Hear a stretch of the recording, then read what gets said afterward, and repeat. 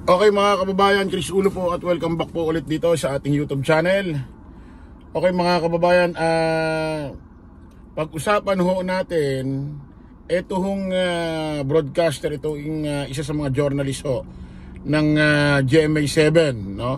Itong kapuso na si Emil Sumangil na nung wala pa ito, hindi pa lumalabas ho itong mismong in-expose ho ni alias Toto, ito si Dondon. May mga lumang video ho na lumalabas sa YouTube, sa social media, na dati na pala talaga kino-cover ito ni Emil Sumangil nung panahon pa ho ng kung saan pumutok ho itong missing sa Bungero ho noong 2022, kung di ako nagkakamali, January pa. Siya na pala talaga ang nagko-coverage nito, nagbabalita nito, nag-update sa taong bayan about dito sa case na to, sa missing sa Bungero sa GMA7. Dati na pala niyang inaano to, ginagawa ng report. Siguro etong si alias Totoy, naisip niya na ito ang kontakin, si Emil Sumangil, na magkita sa isang lugar, tapos may mga i-expose na, sasabihin niya na yung mga nalalaman niya. Ngayon mga kababayan, alam naman ho natin ito si Emil Sumangil na ito talaga yung pinagkatiwalaan, tinawagan ni alias Totoy para expose itong mga nalalaman niya. At nung mga nakaraan niya ako, marami nga akong nagtaka, nagduda na ito si Emil Sumangil hindi ho masyado ng hindi na ho nakikitang nagbabalita ho dyan sa GMA7. Pero awa naman ho ng Diyos mga kababayan, nung nakaraan ho, nakita na ho natin siya nagbabalita, okay naman si Emil Sumangil. At nung mga nakaraan ho, nagpost na ho itong kanyang asawa ni Emil Sumangil, itong journalist ho ng GMA7 kapuso, na ipagdasal daw ho ang kanyang mister. Kasi alam nyo mga kababayan, ito hong journalist, ito hong mundo ho ng mainstream media, hindi mo po pwedeng takasan ho ang hamon sa'yo ng ibabalita mo. Dumarating ho yung point na talagang ang ibabalita mo ikaka-delikado ng yung buhay. Tulad din sa aming mga vlogger. Meron din naman mga sa mainstream media, tulad na alala nyo si Jessica Soho, yung panahon ho na may gera. Di ba kadalasan pinakikita si Jessica Soho yung parang muntik na siya maputokan ng bomba, sumabog lang doon malapit doon sa lupa. Madalas pinakikita ng GMA7 yun habang binabalita ni Jessica Soho yung gera doon sa Middle East, may pumutok na lang bigla doon sa gilid niya doon sa lupa. Okay naman, buhay. Ano point natin? Dumarating talaga sa point ho sa mundo ng mainstream media na dadaan ka sa isang balita, istorya ng iyong binabalita na hindi pangkaraniwang balita, na kung saan malalagay sa alanganin ng buhay mo.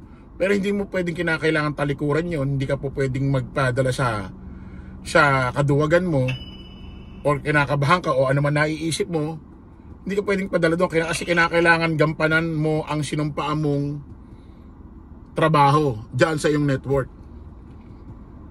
Ngayon mga kababayan, kung nung nakaraan ho may post yung misis niya na ipagdasal itong kanyang asawa na si Emil Sumangil, ngayon ho, si Emil Sumangil na ho ang may post sa kanyang Instagram at pati ho rito sa kanyang Facebook page. Ayan ho, kung mapapansin nyo, ayan ho, FB ho yan ni Emil Sumangil, makikita nyo, meron ho siyang pinost na larawan.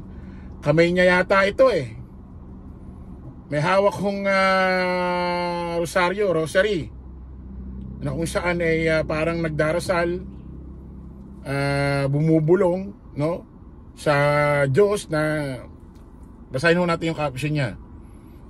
Legit hong legit hong kanyang FB page yan, hindi ho fake. Actually nakapost din ho ito sa Instagram account niya. Basahin ho natin ang kanyang post. Iligtas mo ako sa bantat, tiligrong dala ng aking trabaho. Higit sa lahat, sa tukso, kasalanang lumalason sa aking puso't isipan. Mahal na Panginoon, Blessed weekend, friends. Wet weekend tayo. Ayan. Unawain natin yung sinabi niya bandang huli. Sabi niya, iligtas mo ako sa bantat peligro. Dala ng aking trabaho. Sigurado yung kanyang klase ng kanyang trabaho, pati ho yung kanyang...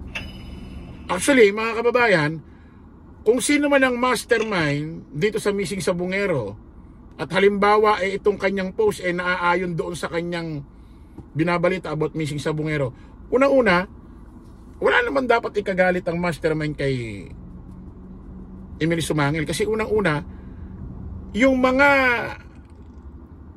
istorya ng Missing Sabungero, yung mga inilalabas na ini-expose ni Alias Totoy, ni Dondon, kung sino mastermind, kung sino ganito, kung sino kasali, kung sino ang mga damay, hindi naman nanggagaling ho yun sa mismong bibig ni Emil Sumangil, although nire-report niya. Nanggagaling ho yun dito kay Dondon, kay Alias Totoy, siya lang ang nagbabalita. Trabaho niya yun eh. So wala dapat kayo ikagalit dito kay Emil Sumangil. Hindi naman po pwedeng hindi niya ibalita. Ano yun? Maduduwag siya, hindi niya ibabalita yung ine-expose sa kanya. Ang masama yung nagdadagdag siya, nagbabawas siya, nag-iimbento siya, tapos siya ang nag-i-expose. Hindi naman si Alias Totoy, hindi naman si Alias Dondon. Siya lang naman ang ginamit, siya lang yung naging tulay. Part yun ng kanyang trabaho. No, sana nauunawaan niyo yung ganun. Iligtas mo ako sa bantat peligro, dala ng aking trabaho. Ito yung pinaka paliwanag natin to. Higit sa lahat, tuksot kasalanang lumalason sa aking puso't isipan. Higit sa lahat sa tuksot tukso. Pwede kaya niya, kaya sinasabi to, higit sa lahat sa tuksot. Pwede kaya na merong nag-o-offer sa kanya na malaking pera na bumaliktad, gawa ng istorya si Dondon, si Alias Totoy, or wag na niyang i-cover itong balitang ito, manahimik siya. Kasi nagtataka ako, nakalagay higit sa lahat sa tukso. Ibig sabihin may tumutukso sa kanya, at sigurado hindi babae ito. Hindi babae ito, diba? Hindi naman magandang lalaki si Emil. Daka lang, Sir Emil. Tapos, kasalanang lumalason sa aking puso't isipan. Kasalanang lumalason sa aking puso't isipan. Lumalason sa kanyang puso, sa kanyang isipan. Dalawa ito. Pwedeng parang naano ba siya, parang natutukso siya dun sa pera, baka may ino-offer sa kanya, o kaya siya'y nababalisa. Nababalisa meaning nag-aalala kung anong pwedeng mangyari sa ginagawa niyang trabaho, about especially dito sa binabalita niya about dito sa Missing Sabungero, na hindi naman siya nag-i-expose, tinutuloy lang naman sa kanya at binabalita at part yun ng kanyang trabaho. Baka nababalisa siya, yung natatakot, nag-aalala, yung naggugulumihanan, baka yun. Pero medyo ito higit sa lahat tuksot, kasalanang lumalasot. Isipin mo, iligtas mo ako sa bantat peligro, dala ng aking trabaho. Higit sa lahat sa tuksot, kasalanang lumalason. Mutik mo kami nag-o-offer dito. Mukhang mukhang may kumakausap dito. Kung sino man yan, hindi natin alam. Pero, inaano lang natin dito, pwede kaya may lumalason sa kanya. Nagawa ng istorya ito si Totoy, palabasing ganito ganyan, nung tinawagan siya, nung may nag-report sa kanya, na ganyan ganito, gawa niya ng istorya, o kaya huwag niya na ibalita itong istoryang to. Kasi isipin mo, tukso. O sabihin may tumutukso sa kanya na, baka, diba? Baka kailangan mo ng pera, ganito ganyan. Pero ito lang sasabihin ko sa Emil Sumangil, sir. Payuhan kita, sir. Although matanda ka sa akin, ayoko kasi ba matanda siya. Although matanda ka sa akin, sir, ito tanda mo, sir. Huwag kang matakot sa kamatayan. Ito tatandaan mo, sabi nga sa Biblia, katawan tao lang ang kayang mapatay, ang kaluluwa hindi. Lahat naman tayo rito mamamatay. Kanya-kanyang storya lang. Ang importante, Isipin mo na lang, iba nga dyan, dami namatay dahil nagnakaw, namatay dahil sa inuman, ganito ganyan, dahil sa droga. Kung mamamatay ka dahil sa ginagampanan mo ang trabaho mo, mag-iiwan ka ng legacy sa iyong network, sa iyong trabaho, sa iyong family dito sa Pilipinas. Mag-iiwan ka ng legacy. At ito tatandaan mo, sir. Tumawag ka sa Panginoon, tumawag ka sa Diyos. Talagang bumulong ka sa Kanya na proteksyonan ka. Maniwala ka, walang mangyayari sa'yo. Bago ka palang lumabas ng bahay, magdasal ka na, mingi ka talaga ng tulong sa Diyos na proteksyonan ka. Walang mangyayari sa'yo. Magtiwala ka sa Panginoon. Malalagpasan mo yun, sir. Naiintindihan kita. Kasi kami, vlogger din. Although mainstream media ka, kami nasa social media. Pero alam natin na yung ganitong klase, masakit ito sa mga taong nababanggit natin, lalo na mismo mga involved talaga dyan sa istoryang yan. So, ingat ka, sir.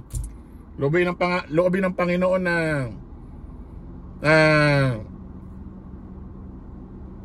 malagpasan mo itong trabahong ito, itong istoryang to, sir.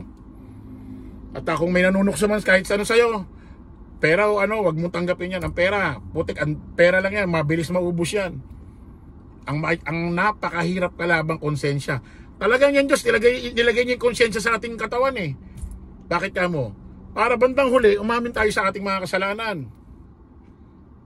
So yun po mga kababayan, kita-kita ulit tayo sa panibagong vlog. Salamat po sa Diyos. Ingat po ang lahat. God bless sa ating lahat. Bye-bye po.